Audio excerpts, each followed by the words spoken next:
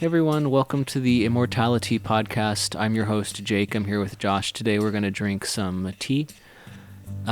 Specifically, as you can probably see, a raw pu'er. And this one is very near and dear to my heart. It's actually a blend that I worked on with Scott Wilson at YunnanSourcingTeas.com. If you don't know Scott, he's one of probably the most well-respected pu'er vendors in the western-facing tea market. So this was a very exciting opportunity for me to work on a collaboration with him. So it's a blend of 3 different autumn harvest Lincang area teas. It's from 2019, so it's still very young. It's not even a year old yet. It packs a good bit of punch. We'll just kind of see what it has in store for us, how it's tasting right now. So all pu'er comes from Yunnan, right? It has to. It's a regional appellation.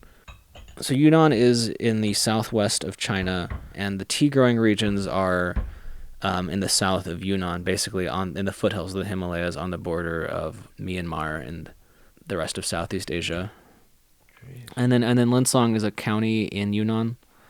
So it's got like a licorice note. Sure, yeah.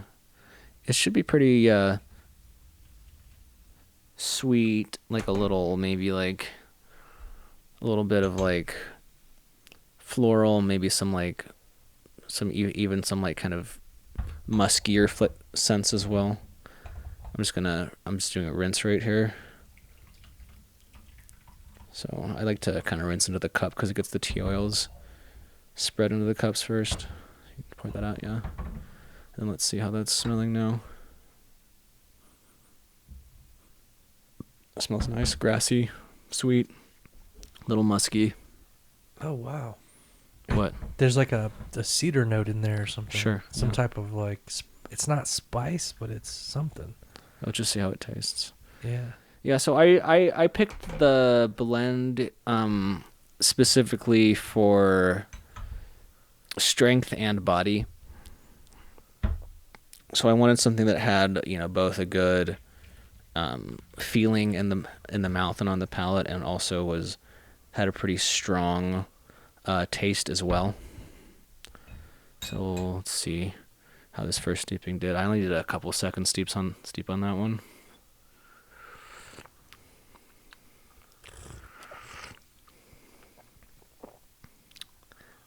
I mean, I like that. It's really nice. It's smooth even. Mm-hmm. Like it's not.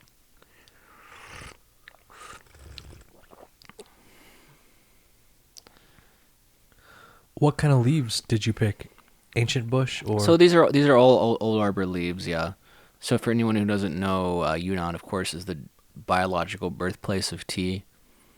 In most tea growing regions, outside of Yunnan, even in more northern parts of China and in India and Japan and Taiwan and Africa, tea is grown, by and large, tea is grown in plantations in more of a monoculture. But in Yunnan, there are actually wild growing tea trees that don't exist in these kind of single field conditions. Instead it's biologically diverse forested regions with very healthy soil. So the tea trees in Yunnan are basically like wild, but they're tended to almost. Yeah, they're wild, but they've been harvested by say a particular village or a particular family for several generations. They're wild, but they're tended to. And they're harvested usually twice a year, spring and fall. This is a fall harvest tea. In tea we call those flushes first flush, second flush, and so on. Some teas have multiple harvests throughout the years. Some have 2, some just have 1. Just depends on the region and on the tea. So this is, I don't know, this has a very sweet quality to me. It's maybe sugar cane. Definitely a strong grassy and floral backbone. There's almost like a Palo Santo middle note in there or something. Really? What would you call? I mean, let me see. Hold on. Yeah, smoky maybe. I don't. Yeah, smoky, woodsy. That's nice. There's definitely some bitterness to this, some kick. With pu'er, especially young pu'er, bitterness is not seen as a necessarily a negative quality. Instead, it's indicative of a tea's strength. Do you think this one will get you tea drunk? Well, let's just find out. But yes, this one has gotten me. I've gotten fucked up on this one before. Nice. I like it. For all you tea drinkers out there, take note. You must buy this one so you can get tea drunk. Well, and we pressed this one at a pretty budget level. It's a pretty good entry level tea for anyone interested in raw pu'er. It's $40 for a 200-gram cake. It's printed with a label, a custom label, Trident branded. There's a nice little painting of the flat irons on it. And you can see it, of course, on our website, tridentcafe.com/teas, and go into the Puer tab. We're selling this as the Trident Lincang blend right now. And again, just $40. It's a pretty good price. You should get about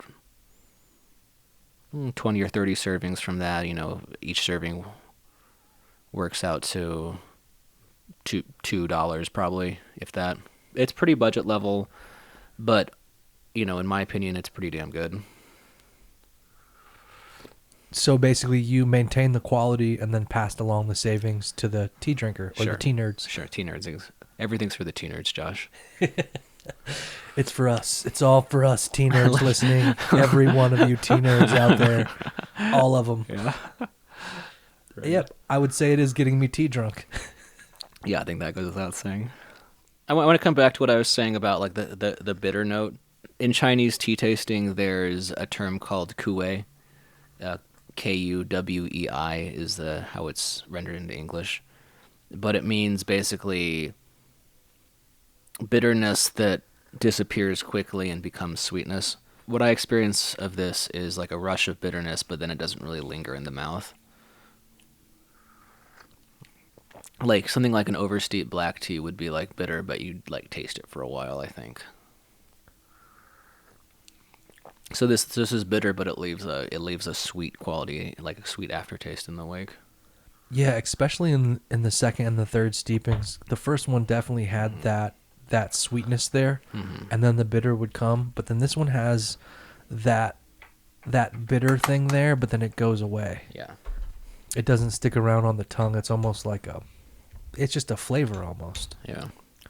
But then it goes into smoky and earthy. Yeah. And that grassy tobacco-iness. Yeah, and we'll see how this does. Oh gosh, are we on the third steep or the fourth steep now?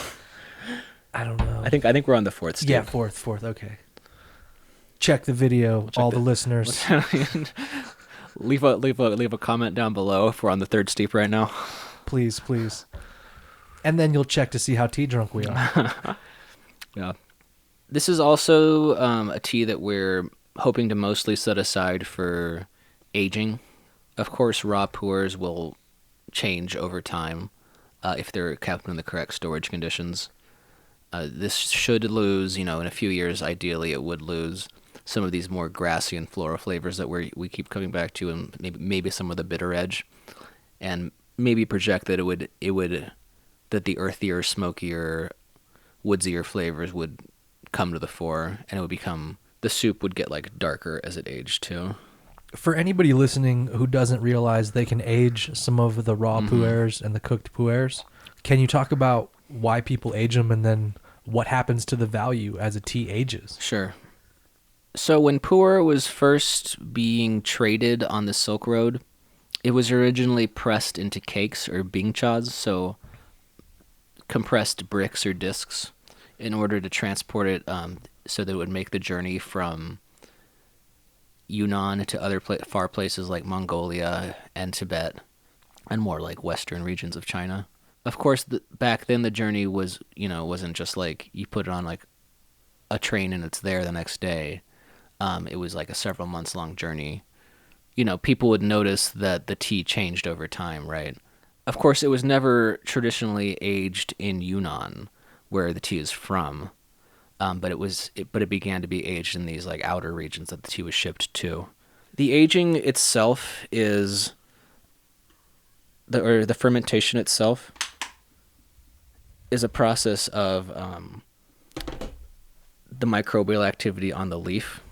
So the more these like microbial cultures, which are a mix of fungus and bacteria, are allowed to grow and develop, they consume and alter the tea leaf.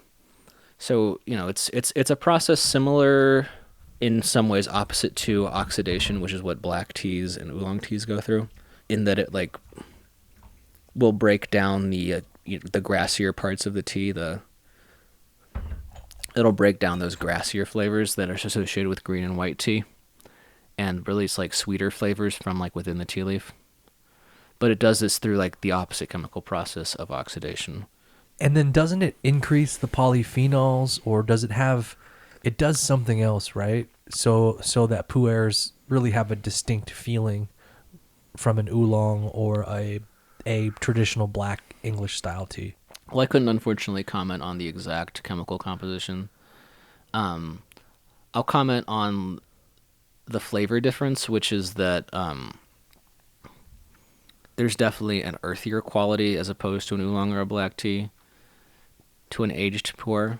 And I feel like it does something to the microbiome. There's just some type of other bacteria happening in here where your body benefits. Because when I drink pu'er, I get really hungry. Sure. There's just something like it turns on my metabolism. Sure. In Hong Kong restaurants, pu'er is traditionally served, much darker pu'er than this, much more fermented pu'er is served alongside meals as a way to help cut grease and assist with like stomach cramps because the food is so heavy in Hong Kong. Something I found too, like after a really greasy meal, some right pu'er will really help settle the stomach. So I assume there's some kind of, digestive probiotic activity going on in there. Would be like my guess about it anyway. I have the same experience too. So yeah, which is why I like it. Yeah, because we all need a little faster metabolism. Yeah, exactly. As far as aging goes, it's reliant on these like microbial, fungal, and bacterial cultures on the leaf. Of course, these cultures have specific requirements. It's not you can just like leave a tea like sitting on your table and it's gonna like turn into something amazing in a few years. The tea requires a certain level of temperature and humidity, not being exposed to sunlight. So what we have at Trident is some humidity-controlled, airtight storage containers. Colorado, the Front Range where we live, is very, very dry. Tea would not age well just being left out unattended. So what we do is seal it off in its own environment where it's, packed with other tea, where we keep the humidity at a reasonable level, where the temperature stays stable, and it's dark. We've been doing this for a few years. I'm so far happy with the results of what we have. In places, really, really lucky places like Southeast Asia, specifically Hong Kong, the natural climatic conditions are very favorable to pu'er aging. Hong Kong is very hot and humid. Tea left there for like a few years just in a cabinet will turn very dark and rich and fermented. What are some of the ideal temperatures that you go for within the Trident aging setup? Sure. So, we keep it in our basement, which is underground, so the temperature is relatively stable, about 65 to 75 degrees year-round. And then the humidity levels are kept at around 65%, which is relatively dry for tea storage. But if you're aging at home, you don't want to push it too hard. There's a lot of horror stories out there about people's tea getting moldy and ruined. That happened to me once, and I just shaved off the mold and drank it. Sure. I don't know if that was smart, but well, you're still here, right? Yeah. So, about how many steeps have we done? And for any tea drinker out there who's curious about the tea drinking experience, and if they should try this tea, can you talk about who you would suggest this tea to? Again, this is blended as a budget-friendly but enjoyable pu'er.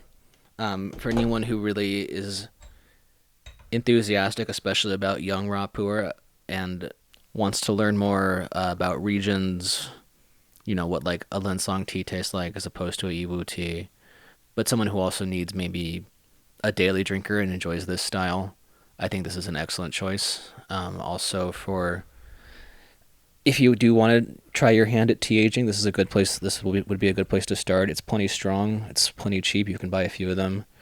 And, this isn't just me trying to sell more tea, but it does help if you're storing your pu'er with other pu'er. So having a dozen cakes in storage is a lot more valuable than having one cake in storage, because the cultures will feed off each other. So anyone looking to add to their collection for aging, anyone looking for a daily drinker who enjoys this style of tea, someone on a budget, I think this is, a very good choice. And again, this can be found on our website, tridentcafe.com/teas. I think one thing that's unique about Trident that I realized about their tea selections is it is one of the highest quality supply chains for tea that I've found. Meaning, I've bought tea at other places, I've gone to other tea shops, and they might have a high mound oolong or a raw pu'er, but the quality just isn't quite there. All right, everyone, thank you for listening. I hope you enjoyed the episode. Again, my name is Jake. I'm here with Josh. I'm one of the tea buyers and tea tasters at Trident Cafe in Boulder, Colorado. You can find all of our tea online at tridentcafe.com/teas, or you can come in our store and you can talk to either me or Peter Jones about tea, and we'll hook you up.